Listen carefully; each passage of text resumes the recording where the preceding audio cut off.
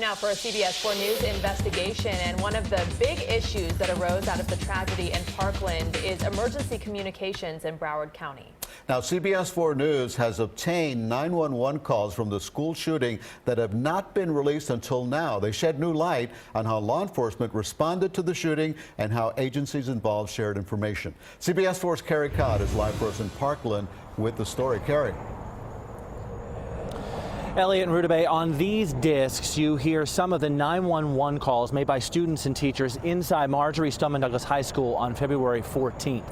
Now, the school is in Parkland. However, the cell tower where these calls were routed to is actually just across the Sawgrass Expressway in the city of Coral Springs. The calls went there to Coral Springs because that's how our cell phones work when we dial 911. This highlighted an issue that Broward County has grappled with for years, and we want to warn you that some of the phone calls, the 911 calls, might be difficult to listen to.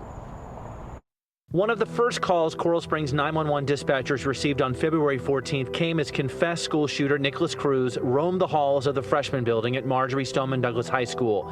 In the background of the call, you hear gunfire. A student explained to a dispatcher where he was. Inside the freshman building. Then, more gunfire. The terror was palpable. Are they getting closer to you? Yes. The dispatcher asked whether the classroom door was locked and wanted to know if there was imminent danger. The shooter's not in the classroom, right? No. And after a minute and a half after the gunshots ended, the dispatcher reassured the student that help was on the way. The dispatcher then said she had to go. All right, listen to me. I've got to answer some more calls, so I'm going to let you go. You guys stay in the classroom. If for some reason they get in your classroom, call me back. Okay, listen, I promise you we have a lot of people coming. Seconds later, the call dropped. The call was not transferred to the lead agency investigating the shooting, the Broward Sheriff's Office. Then another call came into Coral Springs 911. Hi, I'm a teacher still in the third floor, 1200 building. I promise you we have a lot of units coming to you. Obviously our phones are everybody's calling, but I want you to continue to just monitor, okay? Call us back if you hear any more gunshots or anything like that, okay? Okay, I can't stay on the line. You can, but we have 7 other lines ringing that I have to pick up. That's the only thing, okay? Call us back if anything else changes, okay? That call was also not transferred to BSO. One thing many of the calls that came in from the freshman building to Coral Springs 911 that day have in common is that dispatchers failed to transfer them to the agency handling the investigation in Parkland, the Broward Sheriff's Office. National experts say in situations like this, calls should be transferred to the lead agency within 30 seconds. Here's why transferring these calls is so vital to public safety. The lead law enforcement agency needs firsthand and up-to-the-minute information so they can try to figure out how they can stop the shooter. That also will make it safe for paramedics to go inside a building to begin treating the injured. In a situation like this, every second counts to be able to stop the shooter and save lives.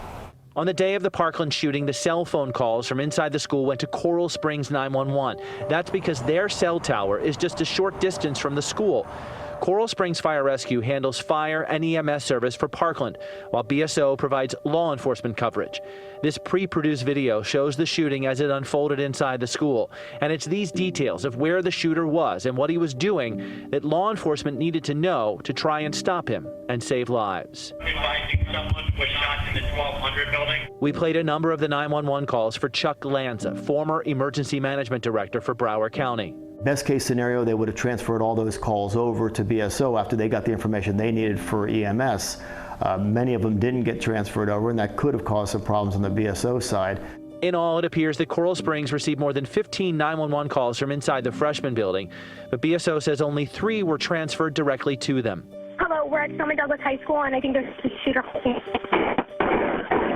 This is one of the transferred calls.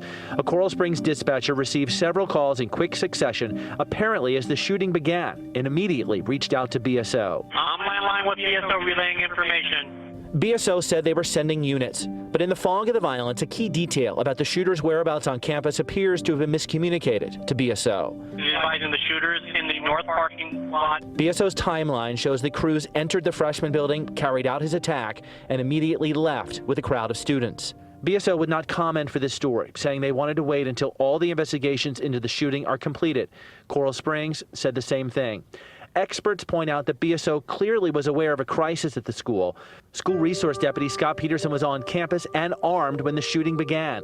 He radioed in about 2 minutes after the shooting started. We have possible, could be firecrackers. I think we got shots fired. Possible shots fired. 1200 building. But Peterson chose to remain outside the freshman building, and the shooter was gone in less than 7 minutes, leaving little time for arriving law enforcement to confront him. Several experts in 911 dispatch said it's possible the bulk of the calls did not get transferred because the information was considered repetitive and dispatchers didn't want to unduly burden BSO. Coral Springs is one of the only cities in Broward that still has its own 911 call center. Locally, there have been efforts to get all cities and Broward County on a consolidated system to share information, but it hasn't happened yet. Chuck Lanza says the cities have valid reasons for not joining the regional system. In the best case scenario, it would be good to have all the cities on the same system.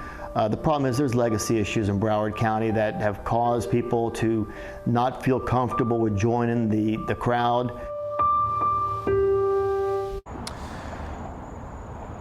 There are a couple of important things that we simply don't know. Did BSO and Coral Springs communicate in any other manner during the tragedy? Also, had law enforcement been dispatched here even a little bit more quickly, would it have changed the outcome that tragic day? Live in Parkland, Kerry Codd, CBS 4 News.